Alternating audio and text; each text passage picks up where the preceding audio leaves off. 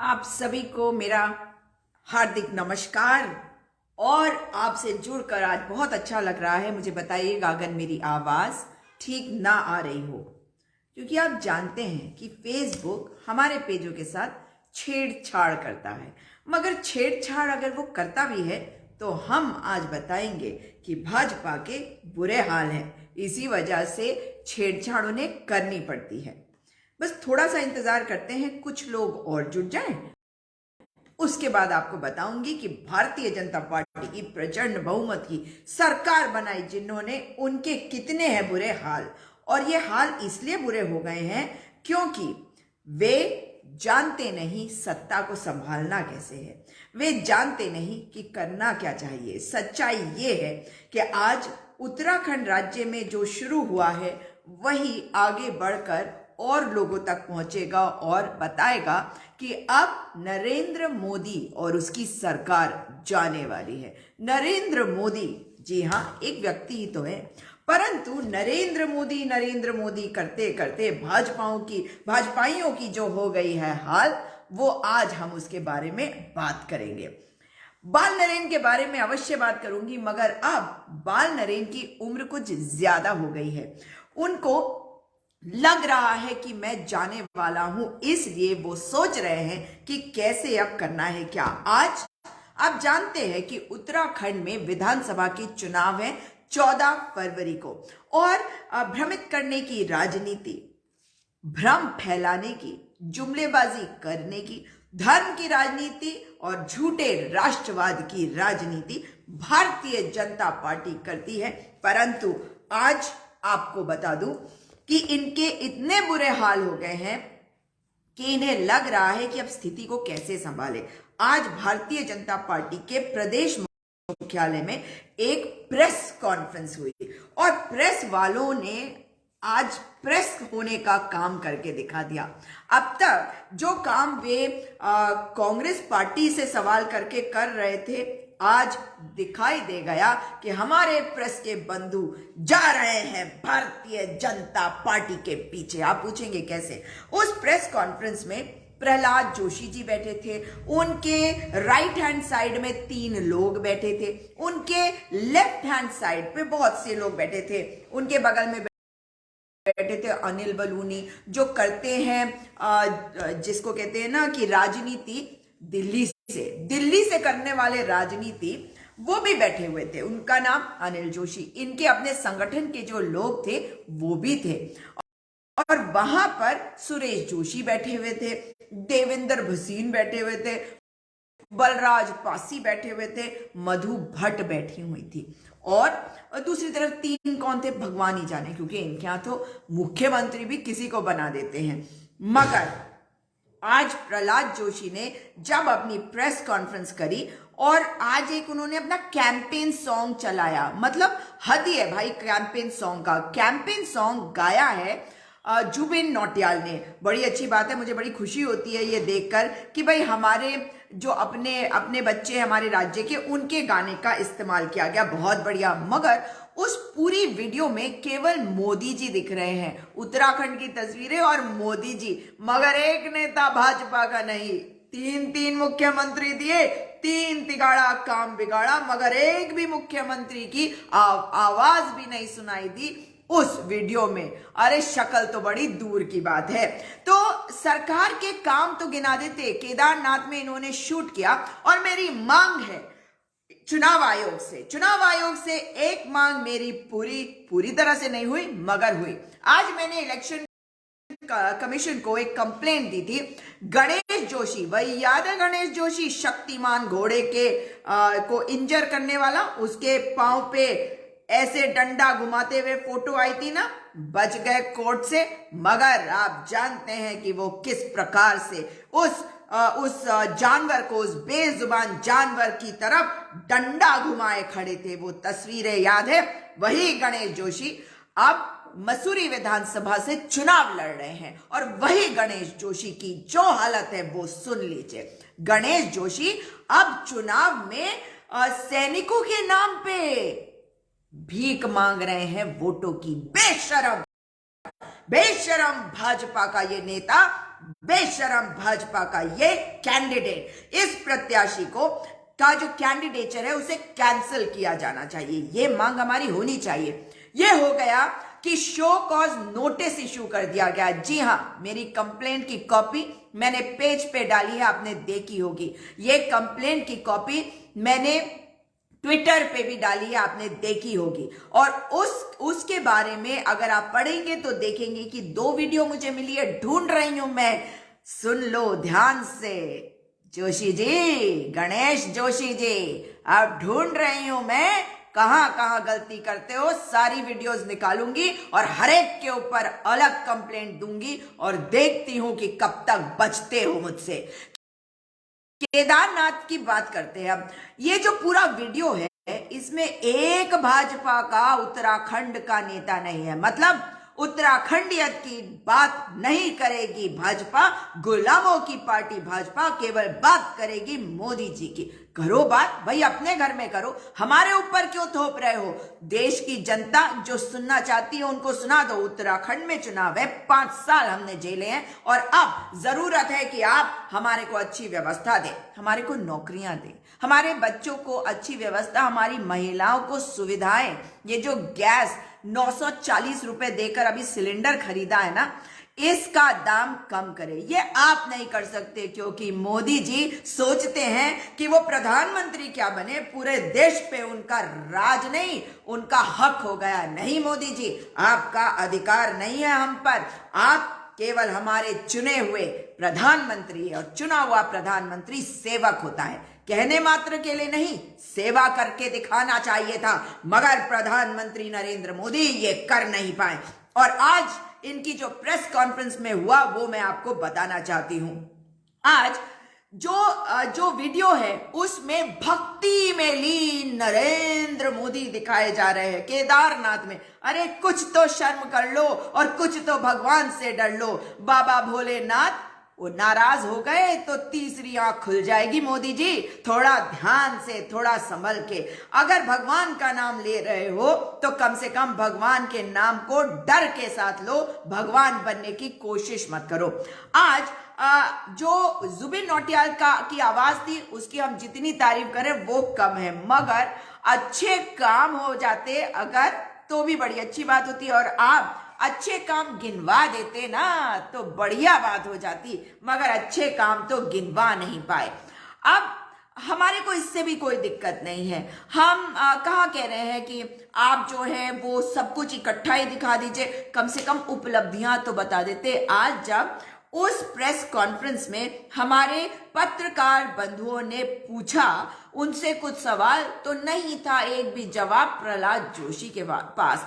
बगले झांक रहे थे। क्यों झांक रहे थे बगले? क्योंकि दिल्ली से आने वाले नहीं बताएंगे कि राज्य की समस्याएं क्या है, दिल्ली से आने वाले हमें नहीं बताएंगे कि हमारे राज्य को आवश्यकता क्या है। देश का प्रधानमंत्री बनता है, किसी राज्य का मुख्यमंत्री नहीं। और इस प्रकार से वीडियो नहीं बनाता जैसे अधिकार नहीं, पूरा का पूरा उसने खरीद ही लिया हो। उत्तराखंड नहीं खरीदा मोदी जी, उत्तराखंड किसी की मिल्कियत नहीं है। उत्तराखंड में सेवा करने आना चाहो तो थोड़ी नजरें झुका कर आओ, क्योंकि चुना है प्रधानमंत्री सेवा करने को। अब देखिए आज जो इनके साथ हुआ वो आपको बताती हूं। ये जो प्रहलाद जोशी और ये जो भाजपाई है ना, अपनी जुबान पे लगाम लगाना सीख लो भाजपाइयों, क्योंकि सड़क सड़क पे पिट रहे हो, लोग अपने आक्रोश को दिखा रहे हैं, खींच खींच के घर से बाहर निकाल रहे हैं, भगा रहे हैं। तुम्हें शर्म नहीं आती? फिर भी चले हो हमारे लोगों को इस तरह की ऊट पटांग की बकवास बताने के लिए। यह है भारतीय जनता पार्टी की प्रचंड बहुमत बनाने वाली सरकार की देन। उत्तराखंड की जनता को ये रोजगार दे नहीं सके, अपमान करते रहे हमारी जनता को, और आज जनता इनको सबक सिखा रही है। कैसे?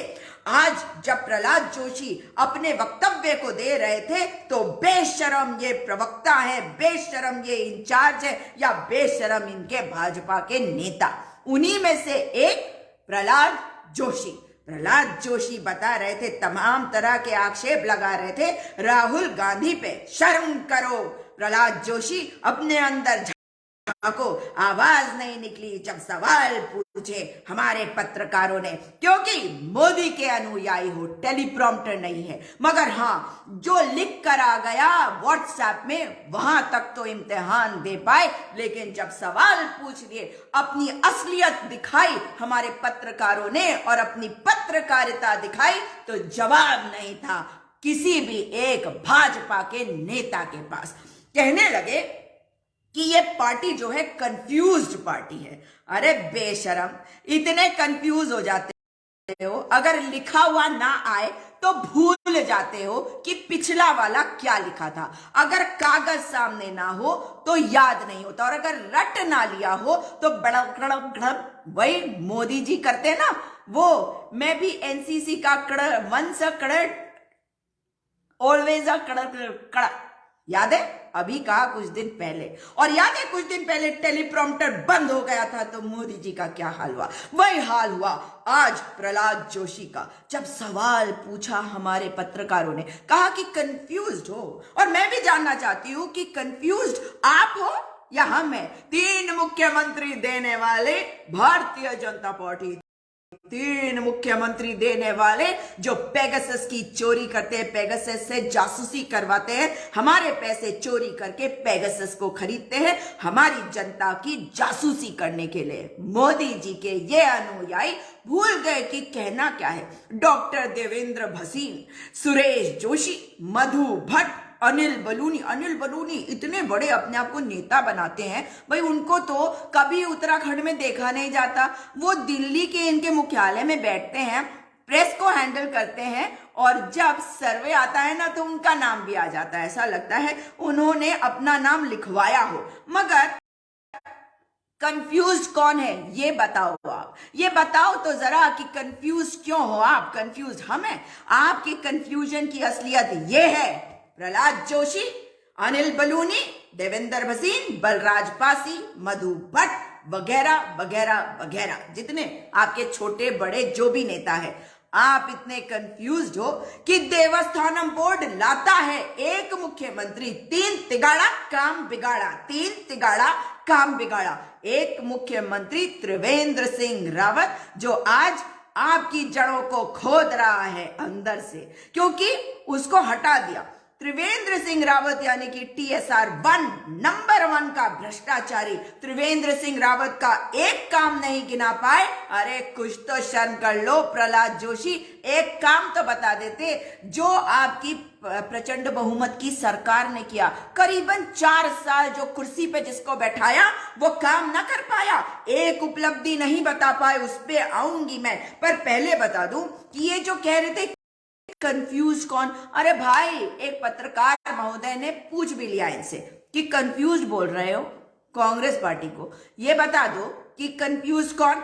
देवस्थानम बोर्ड लेके आता है एक मुख्यमंत्री, कहता बड़ा अच्छा है, दूसरा वाला कहता है ना ना हटा देंगे, मगर उसे बेचारे को खुद ही नहीं पता कि वही हटा दिया जाता है। वो हटा दिया जाता है तीरथ सिंह रावत, क्योंकि भाई उसका काम था कि महिलाओं की फटी जीन्स को देख ले, है ना, और उसे शायद स्कूल भी भेजा होगा आपने, क्योंकि उनको तो यही नहीं पता था कि अमेरिकियों ने हम पर राज नहीं अंग्रेजों ने किया था। ऐसे तो मुख्यमंत्री ये लेके आए।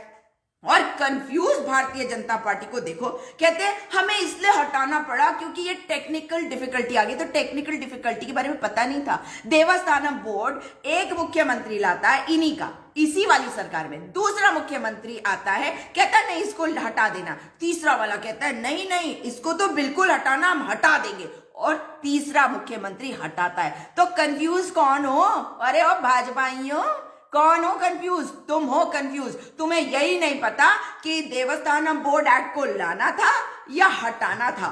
ऐसी कंफ्यूज पार्टी है भारतीय जनता पार्टी। बरगलाएगी जनता को जो पार्टी, उसका नाम है भारतीय जनता पार्टी, और खत्म हो गया इनका खेल। अब दूसरी बात पे आ जाते हैं। इनका वो पहला वाला जो मुख्यमंत्री था, 1 नंबर का भ्रष्टाचारी, जिसके ऊपर आज भी केस चल रहा है, जिस केस को वो लेकर गए सुप्रीम कोर्ट पे, हियरिंग नहीं हुई क्योंकि उनके ऊपर आरोप लगाए गए थे भ्रष्टाचार के, पैसों के लेन देन के मामले में। और उस मामले में हाई कोर्ट ने कहा था कि इस भ्रष्टाचारी के ऊपर, ये नहीं कहा कि ये भ्रष्टाचारी है क्योंकि तो प्रूव करना है, तो हाई कोर्ट ने कहा कि सीबीआई की जांच होनी चाहिए ताकि पता चल जाए है या नहीं। पता चल जाता ना, मगर कंफ्यूज्ड नहीं, करप्ट भ्रष्टाचारी मुख्यमंत्री हैं। और इसका प्रूफ इन्होंने कैसे दिया? ये चले गए सुप्रीम कोर्ट, उसमें रोक अभी लगे रहेगी ना, जब तक मामला आगे नहीं बढ़ेगा। वो मामला आगे बढ़ने नहीं दे रहे ताकि ये पता ही ना चले कि ये कितने बड़े भ्रष्टाचारी हैं। उसके बाद दिसंबर 2020 में आरबीआई के द्वारा एक नोटिस भेजा गया था, सरकार को इन्फॉर्म किया गया था कि उसी त्रिवेंद्र सिंह रावत के इंडस्ट्रियल एडवाइजर केएस पवार ने बहुत बड़ा घोटाला किया। खुद नहीं किया, उनकी पत्नी की कंपनी के माध्यम से किया गया है, उनके रिश्तेदार थे उसमें, और उन्होंने कई करोड़ों का मनी लॉन्ड्रिंग किया।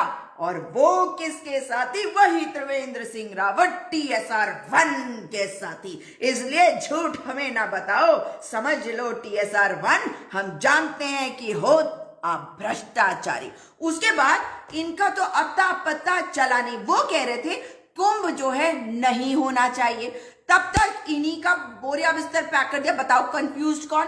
ये कह रहे थे TSR 1 कि नहीं नहीं कुंभ नहीं होना चाहिए, और तब तक पता चला कि ये प्रेजेंट कर रहे थे बजट, और इनको आया फोन, ये बजट का कागज छूट गया। हवा हवा, अरे गर्मी लग रही, पसीने छूटे, भागे दिल्ली। और दिल्ली भागे क्या, इनकी कुर्सी गई। फिर आए दूसरे वाले, वही फटी जीन्स देखते हैं। और मैं तो देख रहा था और नीचे से ऊपर देख रहा था महिला को कि ऐसी महिलाएं समाज में कैसे जा सकती हैं। अपने घर में ही देख लेते कि कौन कौन फटे कपड़े और कौन शॉर्ट्स पहन के घूम रहा है, कम से कम कुछ तो शर्म कर लेते। तीरथ सिंह रावत, अब ना वो तीर्थ यात्रा पे चले जाओ, क्योंकि जब आए थे तो क्या क्या इन्होंने, पहले वाला कह रहा था कुंभ का नहीं होगा कुंभ, दूसरे वाला ये आया, इसने क्या कहा होगा कुंभ, और इन्होंने क्यों करा, इन्होंने कहा तेरी, इस वाले ने कुंभ के पहले पैसे कमा लिए, अब मैं भी तो पैसे कमा लूं। और इन्होंने आते ही कुंभ में घोटाला करवाया। याद है आपको, RT-PCR टेस्ट वाला घोटाला करवाने वाला मुख्यमंत्री नंबर 2 भारतीय जनता पार्टी का तीरथ सिंह रावत, जो महिलाओं की जीन्स की तरफ देखता है, जिसके अजीबोगरीब बयान ऐसे आने लगे कि पता चला कि कह दिया गया इन्हें कोरोना हो गया, ये आइसोलेशन में चले गए। आइसोलेशन में नहीं गए थे, आपके मुंह पे ताला लगाने की जरूरत पड़ी थी, इसलिए आपको भेजा गया था। उसके बाद बेचारा क्या करता मरता क्या ना करता, मगर जब तक इनकी समझ में कुछ आता तब तक नंबर इनका कट गया और ले आए ये तीसरे वाले मुख्यमंत्री, नाम पुष्कर सिंह धामी। वो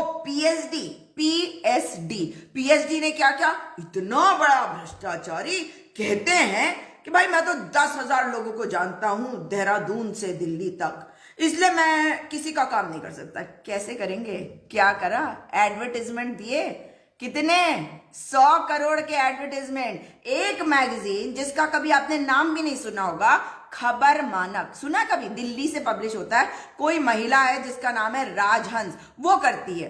उसके बारे में आपको डिटेल में बताऊंगी, वो जो बाद में बताऊंगी, आज हल्के में बता देती हूं। उनका जो पैन कार्ड है, पैन कार्ड से पता चलता है कि वो पैन कार्ड किसी के से जिसका नाम शुरू होता है, सेकंड नेम उसका है, मगर उस महिला का नाम राजहंस, तो वो तो R से शुरू होता है। यानी कि पुष्कर सिंह धामी, ये झूठ किसको बता रहे हो, ये इंक्वायरी तो होगी ही। 24,000 नौकरी की बात करते थे, 24 नौकरी नहीं दे पाए परिवहन निगम के चुने हुए सिलेक्टेड बच्चों को। जो लोग आंदोलन कर रहे थे उनको बेवकूफ बना रहे थे। तो मुझे बताओ आप कि कौन हुआ कंफ्यूज्ड पूरी भारतीय जनता पार्टी, और इनको प्रचंड बहुमत जरूर दे दिया जनता ने, मगर ये समझ ही नहीं पाए कि कैसे चलाना है राज्य, कैसे चलाना है देश। क्योंकि आप किसी को बेवकूफ बना सकते हो कुछ समय तक, हमेशा हर एक को बेवकूफ नहीं बना सकते, और आज ये साबित हो गया। अब ये जो पहला वाला मुख्यमंत्री था, उसने क्या किया, उसने नए नए कमिश्नरेट बना दी, लोगों में बवाल मचा। उन्होंने कहा ये कौन सी कमिश्नरेट बना दी, ये हमें नहीं चाहिए। और फिर दूसरे वाला आया, उसने कहा हाँ क्या करूं, तब तक उसको मार के भगा दिया। फिर तीसरे वाला, उसने कहा अरे बाबा सब चिल्ला रहे चलो चलो चलो अब इसको नहीं करते। मतलब पहले कर दो फिर कहो अरे सब लोग चिल्ला रहे हैं, चलो कोई नहीं हटा दो। मतलब ये कोई तरीका है? मतलब confused Prahlad Joshi, CPJ, PJ तो होता है poor joke, Prahlad Joshi, and you are a very very poor joke, understood? Not only are you a confused Joshi, but you are a poor joke also. क्योंकि आज आपने अपना कैसा मजाक बनवाया ये हमने देखा। आप राहुल गांधी के ऊपर कितना कटाक्ष करके कितने लोगों को बरगलाओगे? अब नहीं बरगलाया जाता, दे दो जितनी गाली देनी है हम लोग को, सबको दो। मगर आप लोगों को जब हम देखते हैं ना, तो हमें पता है कि आप लोग जो हैं दिमाग से खाली हैं, भेजा खाली। इसके अंदर गोबर भी नहीं है, भूसा भी नहीं है, इसमें सड़ा हुआ गोबर है, फंगस लगी हुई गोबर है। और दिमाग अगर नहीं है तो मुंह से बोलते क्यों हो? बोलते हो तो बकते हो, और दिमाग पता चलता है कि है नहीं। अब ये कह रहे हम तो ये मानते हैं कि सबको जस्टिस देंगे, अपीजमेंट किसी की नहीं करेंगे। अबे अपीजमेंट किसी की नहीं करेंगे, मंदिर बोलते जा रहे हो, ये अपीजमेंट की कोशिश नहीं है, ये कम्युनलाइजेशन और पोलराइजेशन की जरूरत है। और मेरे चुनाव आयोग को मैं ये कहूंगी कि मेरे जो पत्रकार बंधु हैं उनकी तो आंख खुल गई है, वो जाग चुके हैं। अब आप लोग भी जाग जाइए, क्योंकि चुनाव आयोग को आवश्यकता है कि हर गलत चीज के ऊपर एक्शन ले। अब मैं आती हूं उस गाने पे जो आज इन्होंने रिलीज किया। बहुत बढ़िया गाना, बहुत बढ़िया, मजे आ गए। उसको किसने गाया? हमारे ही एक बच्चे ने गाया, नाम जुबिन नौटियाल, हमारे ही घर के पास रहता है, बहुत अच्छा गाता है और मतलब मुझे बड़ा अच्छा लगता है। लेकिन अब देखिए क्या हुआ कि ये तो बता नहीं पाए कि ये जो 3 मुख्यमंत्री इन्होंने दिए हैं, इनके कारनामे क्या हैं। कारनामे ही बता देते भाई, कारनामे ही तो बता सकते थे। खैर, ये जो 3 नवरत्न हैं इनके बारे में ये कुछ नहीं बता पाए। मगर केदारनाथ की फोटोशूट जो ये दिखा, आपको याद है ना, हमने देखी थी, गर्भगृह के जो सीन्स दिखाए गए हैं उस गाने में, चुनाव आयोग निष्पक्षता से जांच करे और इस कैंपेन सॉन्ग को हटाए। सोशल मीडिया पे या कहीं पे भी केदारनाथ धाम के गर्भगृह को बार बार दिखाना, ये हमारे स्वाभिमान को ठेस पहुंचाने का काम है। जो सरकार निकम्मी है वो सरकार बदलनी है। बिल्कुल आप सही कह रही हैं। और इस सरकार से यह भी कहना है कि हमारी उत्तराखंडियत पर वार करने की मजाल मत करना। नरेंद्र दामोदर दास मोदी जी, आप गर्भगृह की तस्वीरें दिखा रहे हैं, फिल्म में शूटिंग कर रहे हैं, गाना गा रहे हैं, मतलब फिल्म चल रहा है, उसमें आप मतलब एक पूरा सॉन्ग आपके ऊपर फिल्मा कर उसको कैंपेन सॉन्ग बना रहे हैं। सोच सकते हैं आप, एक उपलब्धि बताने के लिए उस गाने के अंदर इनके पास नहीं है। तो मुझे ये लगता है कि हम क्यों ना कहें इन्हें 3 तिगाड़ा काम बिगाड़ा। और जहां तक हमारा सवाल है, तो हमने तो कहा है 4 धाम 4 काम, और इसके बारे में बताऊंगी आने वाले समय में। मगर जो जो काम किए गए, जिनका शिलान्यास कांग्रेस पार्टी की सरकार ने किया, उसके फीते काटने के लिए मोदी जी वो लंबे से चोगे में चलकर चले आए। और देखिए कि मतलब भगवान से तो डरना चाहिए। अपना महिमा मंडन करने के लिए फोटोशूट कराया, तमाम फोटोग्राफर्स को इकट्ठा करवाया। और भाई अच्छी बात है, पूजा करनी चाहिए, सबको करनी चाहिए, आप भी करिए। लेकिन आप धामी जी के बारे में भी तो कुछ बोल देते।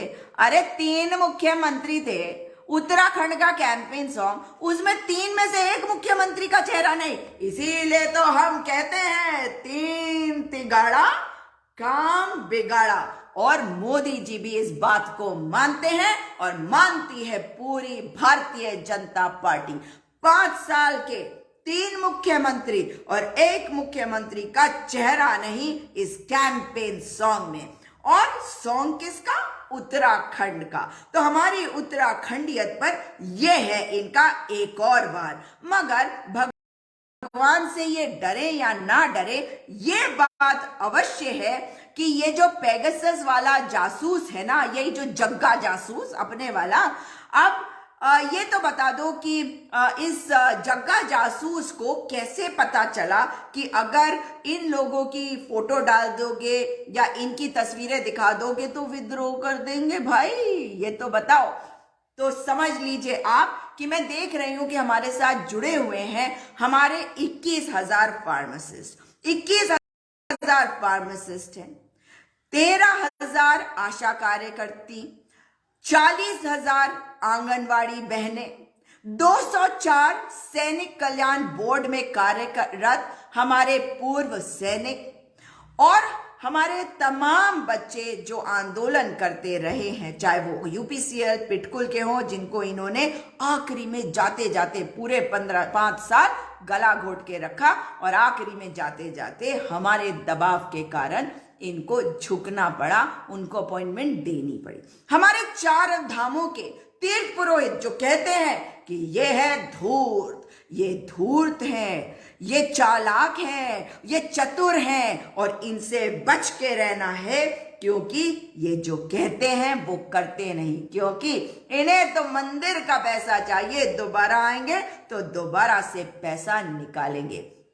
अब देखो हमारे 717 परिवार घर में आराम से थे, बच्चों को पढ़ा रहे थे, सड़कों पे आ गए। कौन से? 108 वाले। और ये पाप किसको लगा? किसने अपने ऊपर ये पाप लगवाया? वही त्रिवेंद्र सिंह रावत। अरे त्रिवेंद्र सिंह रावत के कामों को लेकर अगर आगे जा रहे हो भाई, अहंकार में ये कह रहे थे हम एक क्या हम 10 मुख्यमंत्री दे, हम कितने भी मुख्यमंत्री दे। अबे मुख्यमंत्री खूब सारे दिए, ऐसे लग रहा है कि आलू भी बहुत महंगा है, क्या करें। अरे ये तो जो सड़क पे घास उगती है ना, जो बेकार की होती है, ये उस तरह से उगते हैं इनके मुख्यमंत्री। क्योंकि आज जो इन्होंने गाना रिलीज किया है वो बताता है कि इनके पास कुछ नहीं है, केवल है तो एक मोदी का चेहरा, और ये इनकी अपनी मर्जी का तो था नहीं। अब देखिए प्रहलाद जोशी से पूछा गया कि आपके 5 साल हैं और आप इनको कंफ्यूज पार्टी बोल रहे हो, कांग्रेस पार्टी को, तो अब ये बताओ कि आपके 5 उपलब्धियां, भाई 5 साल राज किया तो 5 उपलब्धियां बता दो। चुप, शांति शांति शांति, आवाज ही नहीं आई। ना मंच पर बैठे किसी नेता की, ना राष्ट्रीय लेवल के इनके जो नेता आए थे, वही प्रहलाद जोशी, अनिल बलूनी वगैरह वगैरह, ना उत्तराखंड वाले, सब के मुंह। फिर कहा पत्रकार बंधु ने, चलो 5 साल का नहीं 4 साल के बता दो। नहीं बता पाए ये मक्कार, ये नाकारी निष्ठुर सरकार है, ये मक्कार है और ये वफादार तो बिल्कुल नहीं है। ये केवल चंटपना करती है, चालाकी करती है और आपको भ्रमित करती है। इनसे कहा भाई 5 साल के 4 उपलब्धियां बता दो, और इनके पास बोलने को कुछ था ही नहीं। फिर कहा गया चलो 4 नहीं 3 उपलब्धियां तो बता दो, मगर जिसने दिए मुख्यमंत्री 3 वो बता ना पाया एक भी उपलब्धि। 2 पूछा, 2 ना बता पाए, 1 उपलब्धि बता देते कम से कम। 5 साल 3 मुख्यमंत्री, 3 तिगाड़ा काम बिगाड़ा, ऐसे ही तो है इनके सारे मुख्यमंत्रियों का वो खिचड़ी जो इन्होंने बनाया था, और अब नहीं चाहिए हमें दोबारा। इसके अलावा हम कहते हैं 4 धाम 4 काम, इनके 3 तिगाड़ा काम बिगाड़ा, और हम आएंगे कांग्रेस पार्टी तो 4 धाम 4 काम करेंगे, नौकरियां देंगे बेशुमार और सोच समझ के देंगे। हम पढ़े लिखे लोग हैं, हम पढ़ने लिखने वाले लोग हैं, इनके जैसे नहीं है। हमारे उत्तराखंड की जनता भी पढ़ी लिखी है, हमेशा पढ़ना चाहती है, और हम इसीलिए इनके 3 तिगाड़ा काम बिगाड़ा से एक जो जिसे कहते हैं मरहम लगाएंगे अपनी जनता को, और देंगे चार धाम चार काम, विनम्रता से, चार धामों के आशीर्वाद से, तीर्थ पुरोहितों की मेहरबानी से और बाबा भोलेनाथ की आशीर्वाद से, बाबा बद्री विशाल के आशीर्वाद से, माँ गंगोत्री के आशीर्वाद से, माँ यमुनोत्री के आशीर्वाद से, माँ नंदा देवी के आशीर्वाद से और हमारे सभी देवी देवताओं के आशीर्वाद से हम लाएंगे चार धाम चार काम विनम्रता से। जनता के सामने सदा सिर झुका रहेगा। आपने इनको चुना, हमने उसका भी सम्मान किया, हमने कभी इनको कमजोर करने की कोशिश नहीं करी, जबकि आप जानते हैं आज कि ये कमजोर हैं, लेकिन आपके साथ खड़े रहे। कहिए कि खड़े रहे या नहीं। मेरे भाई महादेव गौड़ जी भी जुड़े हुए हैं और मैं शुक्ला जी को भी देख सकती हूँ जो हमारे तीर्थ पुरोहित हैं। क्या हम आपके साथ खड़े नहीं रहे? हम हर पल आपके दर्द में, आपको आपके दुख में आपके साथ रहे, आपकी तकलीफ को हमने समझा है और हमारी पूरी कोशिश है कि अब आपको ये सब नहीं सहना पड़े, क्योंकि तीन तिगाड़ा काम बिगाड़ा और हम लाए हैं चार धाम चार काम और इन्होंने 5 साल में नहीं किया एक भी काम। आज बताया इनके राष्ट्रीय नेताओं ने, इनके राज्य के नेताओं ने। तो आप जानते हैं कि अब हमें चुनना है किसको। इनके भ्रष्टाचारों को मैं आपके सामने ला रही हूं, उनको देखिएगा, उनको लाइक भी करिए, शेयर भी करिए, अधिक से अधिक लोगों को बताइए, क्योंकि ये भ्रष्टाचारियों की सरकार है। इनके अंदर संवेदनहीनता है, इनके अंदर कोई संवेदनशीलता नहीं, इन्हें किसी की फिक्र नहीं। कौन मर रहा है, कौन जी रहा है, कोई फर्क नहीं पड़ता। इतना बड़ा भ्रष्टाचारी है जो आखिरी में आया मुख्यमंत्री है। पैसे बांट दिए एडवर्टाइजमेंट्स के नाम पे, ताकि लोग इनके चेहरे को देखते रहे। लेकिन अब ये गलती नहीं करनी। धामी को हराना है, खटीमा से हराना है, चौबट्टा खाल से हराना है, सतपाल महाराज को, इनके हर नेता को हराना है। और त्रिवेंद्र सिंह रावत तो पहले ही भाग गए, डर से डरपोक हैं, क्योंकि भ्रष्टाचार तो किया है और अब अपने खेमे के लोगों को खड़ा कर रहे। इतना झगड़ा, इतनी खेमेबाजी, इतनी गुटबाजी इनके पार्टी के अंदर कि अपने कुनबे को संभाल नहीं पा रहे हैं। और धनौल्टी में जैसे देखिए, भाजपा ने इनके धांगड़ जी को टिकट नहीं दिया, वो आते हैं जी त्रिवेंद्र सिंह रावत के गुणगान करने वाले हैं और उनको खड़ा करा गया है निर्दलीय उम्मीदवार की तरह। भारतीय जनता पार्टी डरी हुई है, भारतीय जनता पार्टी जानती है कि जा रही है और भारतीय जनता पार्टी अपना नारा लेके आई थी अब की बार 60 पार। और जानते हैं क्या हुआ? जब ये समझ गए, इनके इंटरनल सर्विस में आ गया कि अगर कुछ भी कर लें, कुछ भी जोड़ तोड़ लगा दें तो 10 सीटें किसी तरह से आ जाएंगी। मतलब ये इनकी जोड़ तोड़ तो आप जानते हैं ना साथियों। लेकिन जब इन्होंने देखा कि इतने बुरे हाल हो गए हैं तो इन्होंने अपना ये टैग लाइन हटा दिया। अब ये नहीं कह रहे कि अब की बार 60 पार, क्योंकि अब की बार जनता करेगी तड़ी पार, तड़ी पार, तड़ी पार। भाजपाइयों रहो तुम तैयार। आपसे निवेदन करती हूं कि इस वीडियो को अधिक से अधिक शेयर करिए और आप मेरे साथी हैं, मेरे साथ आइए। अब की बार कांग्रेस को जिताना है, एक एक सीट पर कांग्रेस को लाना है। आप जानते हैं कि ये प्रचंड अहंकारियों को प्रचंड बहुमत देकर हमने कितना झेला है, परिवारों को खत्म कर दिया, सबको लड़ाया इन्होंने। आज भी ये गंदी हरकतें कर रहे हैं। हमारे उत्तराखंड में जो देवभूमि है, यहाँ पे कोई नहीं आ सकता हमें बांटने या हमें बताने कि हमें क्या करना है। देवभूमि है, देवों का वास है यहाँ, हमारी तो रक्षा करते हैं स्वयं देव। ये क्या बताएंगे? ये बता रहे हैं, आए थे ना वो घसियारी योजना वाले अमित शाह, अरे अमित शाह जी, आप अपने आप को संभालो, अपने बेटे को संभालो।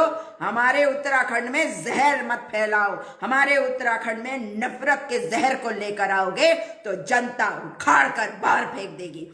उत्तराखंड की जनता जानती है कि एक कार्य नहीं किया भारतीय जनता पार्टी के एक भी विधायक ने। भारतीय जनता पार्टी का एक विधायक आया जो मंत्री बना, 2.5 फुटिया अपने आप को वो कहता है, नाम नहीं लूंगी भाई। 2.5 फुटिया ने कहा कि मुझे मुख्यमंत्री इसलिए नहीं बनाया गया क्योंकि मैं 2.5 फुट का हूं भाई। अब ये सारे तो कारण है इनके यहाँ।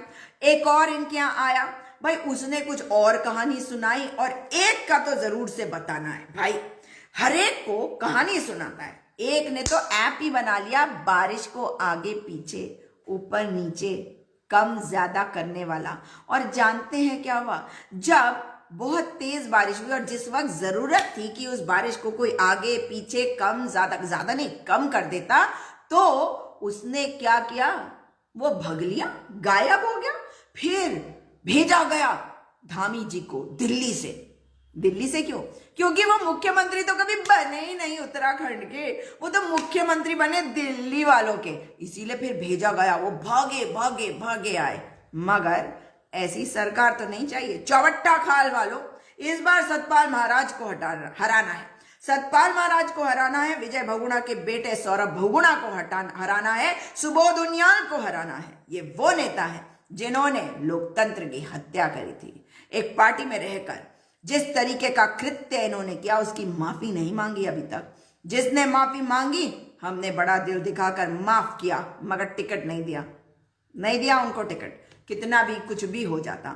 लेकिन आपने इनको देख लिया, इनकी हरकतों को अगर आप देख लिया तो आपने समझ लिया कि ये लोग क्या हैं। जी बिल्कुल, आप सही कह रहे हैं। फार्मासिस्ट एकता जिंदाबाद, जिंदाबाद जिंदाबाद। उत्तराखंड की जनता जिंदाबाद। अब की बार हटानी है भाजपा की सरकार, इसलिए हर जगह पे ग्राउंड पे उतरिए, मेरे साथ आइए। हम लोगों को फिर से एक बेहतर जिंदगी दे सकते हैं अगर हम भारतीय जनता पार्टी की जो गलत तरीकों से चुनाव जीतने के हथकंडे हैं उनके प्रति सावधान रहें और ना करने दे कोई भी गलत काम। आप सबसे निवेदन है कि कहीं पे भी कुछ भी मॉडल कोड ऑफ कॉन्डक्ट यानी कि आचार संहिता का उल्लंघन हो रहा हो तो तुरंत मुझे बताइए, उस विषय को मैं उठाऊंगी। आज सवेरे एक विषय उठाया था मैंने, एक विषय जो गणेश जोशी विधायक मसूरी वाले, एक दिन उनकी बेटी आई एक टीवी चैनल पर मेरे साथ। अरे बेशर्मी की हद देखो भाजपाइयों, मतलब पूरी तरह से अपने आप को एक्सपोज कर देते हो। ये बेटी इनकी मुझे कहने लगी कि आपको कभी टिकट नहीं देगी कांग्रेस पार्टी। अबे मैं मांगूंगी तब होगा ना कि मैंने मांगा या नहीं मांगा, है ना। और मैं तो यहां जिताने आई हूं अपनी पार्टी को, मैं तो आई हूं जनता के लिए आई हूं। मैं अपने निजी आकांक्षाएं और महत्वाकांक्षाओं के लिए नहीं आई। मगर उनकी बेटी नेहा जोशी क्यों आई है, कैसे आई है? भूल गई कि पिताजी जो हैं वही शक्तिमान घोड़े को डंडा मारने वाले उनके विधायक पिताजी थे उस समय के, और अब मंत्री बने बैठे हैं। अपमान किया इन्होंने सैनिकों का। 204 पूर्व सैनिक जो सैनिक कल्याण निदेशालय में बैठे थे गुहार लगा रहे थे इनसे कि 7वां पे कमीशन हमें दे दो, हमें 5वां और 6वां मिल चुका है, ये टेक्निकलिटीज में हमें मत उलझाओ।